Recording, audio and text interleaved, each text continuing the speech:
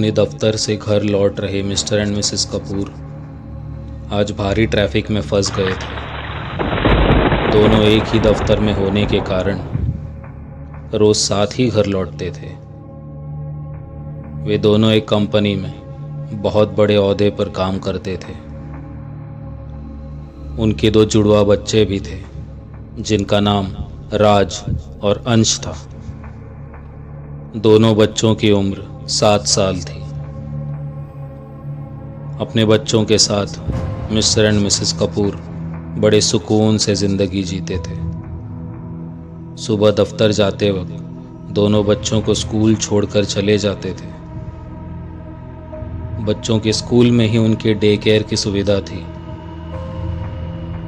तो स्कूल के बाद के कुछ घंटे वो वहीं बिताते थे और दफ्तर से लौटते समय माँ बाप अपने बच्चों को लेकर घर लौट आते थे।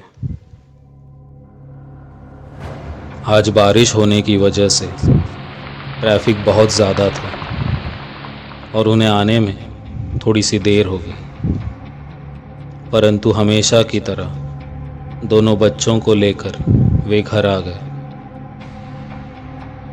कुछ देर बाद बच्चे खाना खाकर सो गए, पर मिस्टर एंड मिसेस कपूर आज बहुत परेशान थे। अगले दिन शनिवार होने की वजह से बच्चों का स्कूल और डे केयर अब 2 दिनों के लिए बंद रहने वाला था।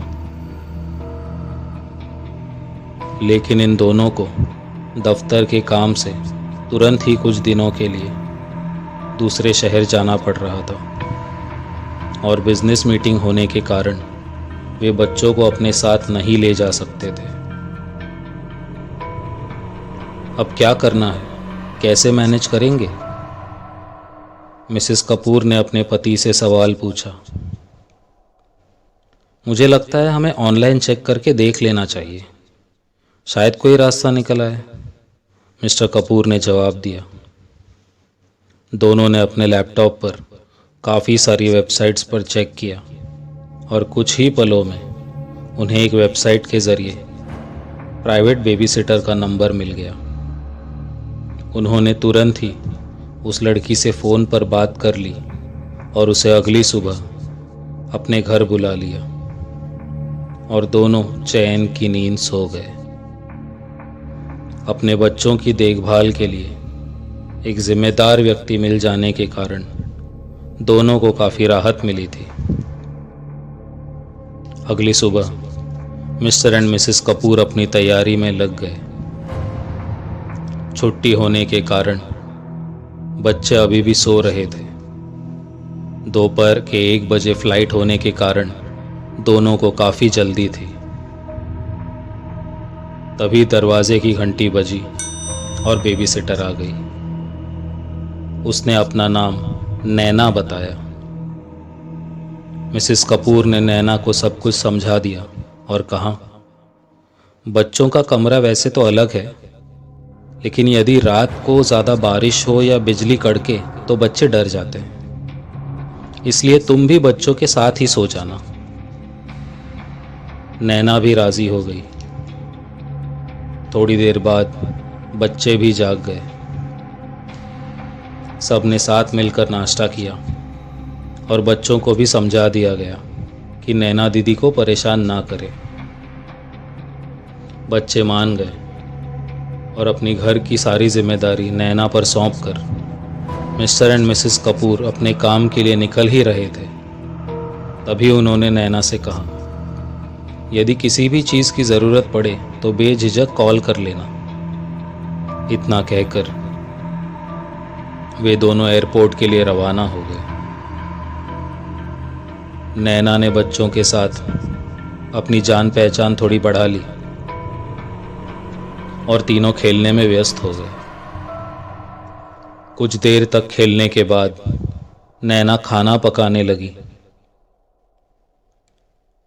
दोपहर होने आई थी और मौसम भी बहुत अच्छा था, परंतु नैना को बीच बीच में काफ़ी अजीब महसूस हो रहा था, मानो उसे हर वक्त कोई देख रहा हो। उसने सोचा कि बच्चे होंगे, परंतु दोनों बच्चे हॉल में खेल रहे थे। नैना को अब और भी अजीब महसूस होने लगा था, परंतु नया घर होने के कारण ऐसा हो रहा होगा, ये सोचकर उसने उस बात को नजरअंदाज कर दिया और अपना काम करने लगी।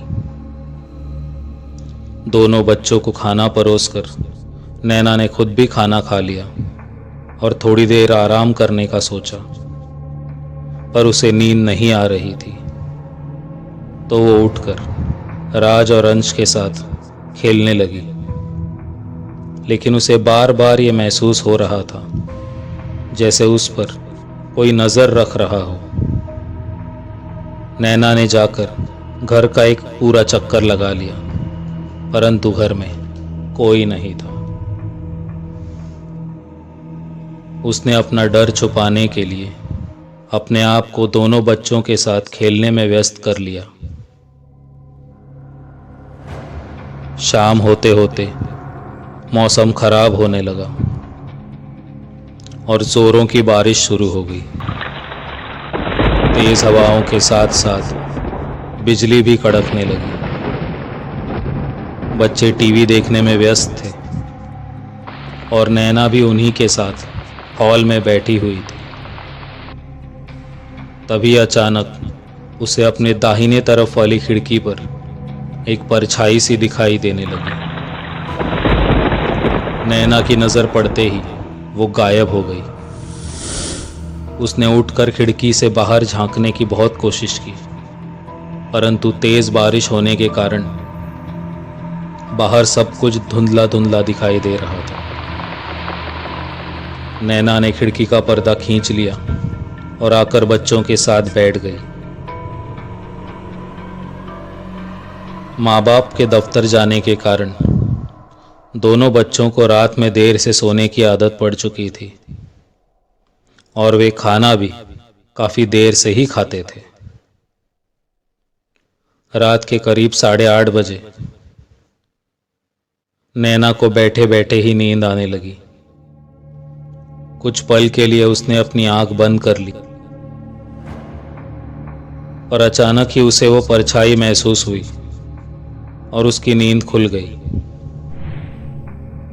करीब 11 बजे दोनों बच्चों को खाना खिलाकर नैना ने खुद भी खाना खा लिया और बच्चों को लेकर उनके कमरे में आ गई।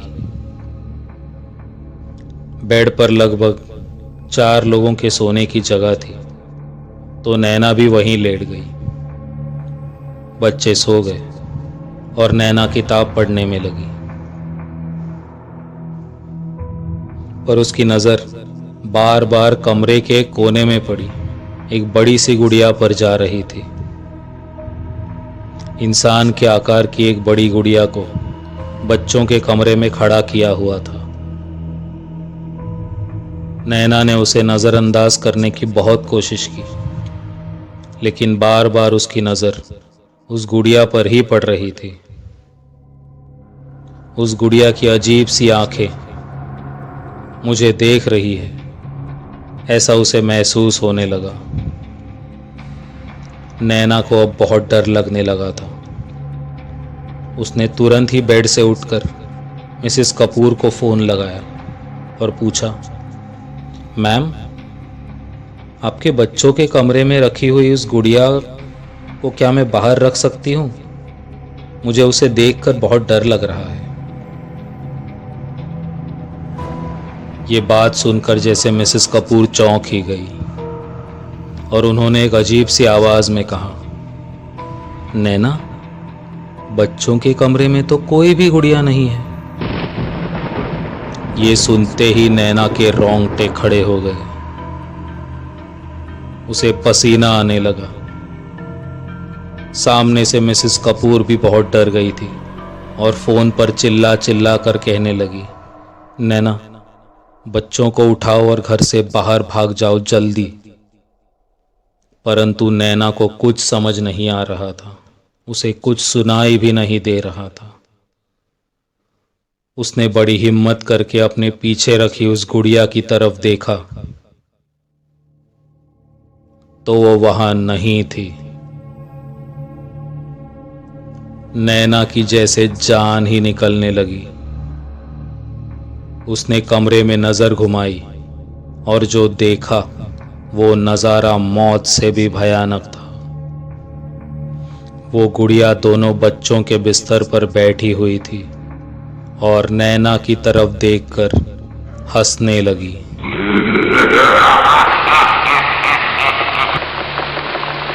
ये देखकर नैना की मानो जान ही निकल गई।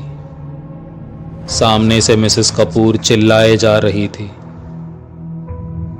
नैना कुछ भी समझ पाती उससे पहले ही उस गुड़िया ने नैना की तरफ कूदकर उसकी गर्दन पर जोर से काट लिया और उसे वही मार डाला।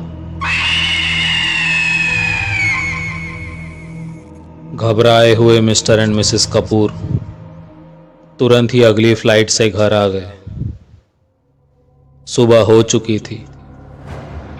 घर में पुलिस आ चुकी थी। घर के बाहर भीड़ जमा थी और घर के अंदर घबराए हुए दो छोटे बच्चे और उनके कमरे में पड़ी हुई नैना की वो लाश। मिसेस कपूर भी सोच में पड़ गई कि वो गुड़िया जिसके बारे में नैना ने कल रात फोन पर बताया था वो कहीं नहीं थी। फिर वो क्या चीज थी जिसने नैना को मारा? ये बात कभी कोई जान ही नहीं पाया।